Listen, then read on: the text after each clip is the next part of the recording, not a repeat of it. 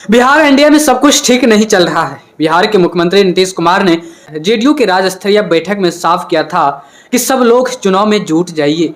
उन्होंने बिहार एनडीए के लिए 220 का टारगेट भी सेट कर दिया था।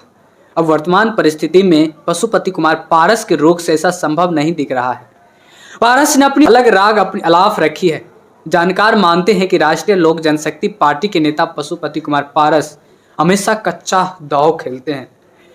गाइज, पशुपति कुमार पारस ने कभी भी पक्का दांव नहीं खेला। उन्होंने थोड़े समय के लिए केंद्रीय मंत्री का पद तो पा लिया, लेकिन चिराग की तरह मोदी के हनुमान नहीं बन सके। अब पशुपति कुमार पारस ऐसा हनुमान बनने की फिरका में है जो एनडीए की सियासी लंका जलाने के लिए तैयार हो। गाइज, पशुपति कुमार पारस का कार्यकाल छिन गया। बिहार विधानसभा चुनाव को लेकर एक बार फिर वो ताल ठोक रहे हैं। अब सवाल उठता है कि नुकसान किसे है। बिहार की राजनीतिक में हलचल की स्थिति पैदा करते हुए पशुपति कुमार पारस ने ऐलान किया है कि उनकी पार्टी आगामी 2025 के चुनाव में सभी सीटों पर अपने उम्मीदवार खड़े करेगी। जानकारों का मानना है कि जिस तरह प्रशांत किशोर वोट काट रहे हैं, उसके बाद पशुपति कुमार पारस काटेंगे। दलितों के सबसे ज्यादा वोट बढ़ जाएंगे। उससे में इसका नुकसान एनडीए को भी उठाना पड़े। पशुपति कुमार पारस के पास दलित वोट ही है। वो कुछ नहीं करेंगे तो दलितों के वोटों को काट तो सकते ही हैं। सबसे बड़ा सवाल ये है कि पशुपति कुमार पारस अभी एनडीए में बने हुए हैं या चिराग पासवान की माने तो वो एनडीए से गायब है। हालांकि ये भी अनुमान लगाया जा रहा है कि चुनाव से पहले बीजेपी के नेता उन्हें मना लेंगे। हालांकि इसमें कुछ लोगों को शक हो रहा है। जानकार मानते हैं कि बीजेपी के पास चिराग जैसा चेहरा है, वे पशुपति कुमार पारस पर ध्यान क्यों देंगे।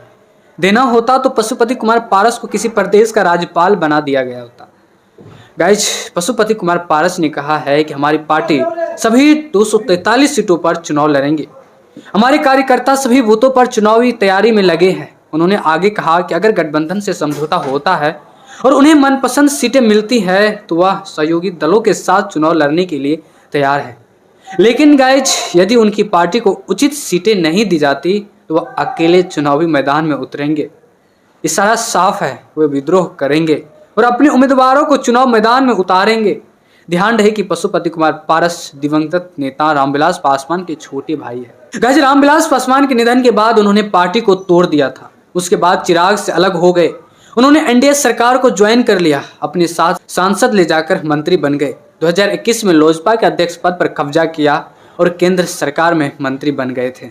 उसके बाद चिराग पासवान के साथ उनकी नहीं जमी। दोनों चाचा भतीजा जमकर कोल्ड वार चला। अब पशुपति पारस अकेले से पड़ गए। बिहार की राजनीतिक गणित पर नजर डाले तो राज्य के चुनाव में बीजेपी और जेडीयू का गठबंधन रहा है। पशुपति पारस के सभी सीटों पर लड़ने की बात से एनडीए को सियासी तनाव होना जायज है। बीजेपी का खुद को सहयोगी कहने वाले पारस का ये रुख ठीक नहीं है। वे बिहार बीजेपी से खुश नहीं है। वे बिना किसी समझौते के चुनावी मैदान में उतरने को तैयार दिखते हैं। जिस तरह की उनकी स्थिति है उसमें से ये भी नहीं लगता कि उन्हें एनडीए की ओर से फिलहाल कोई तरजीह मिलेगा। आपको क्या लगता है, कमेंट करके जरूर बताइएगा। तब तक के लिए धन्यवाद।